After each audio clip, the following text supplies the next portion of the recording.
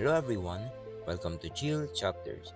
Today, we'll be discussing The Song of the Birds at Noon by Dahlia Ravikovitch. Let's begin. The Song of the Birds at Noon by Dahlia Ravikovitch is a reflective poem that captures the serene and fleeting beauty of nature. The speaker observes birds singing at noon, using their sound to evoke feelings of peace, contemplation, and the quiet passage of time. The poem emphasizes the small yet profound moments that connect humans with the natural world. And here's the analysis. The poem explores themes of nature, transience, and mindfulness.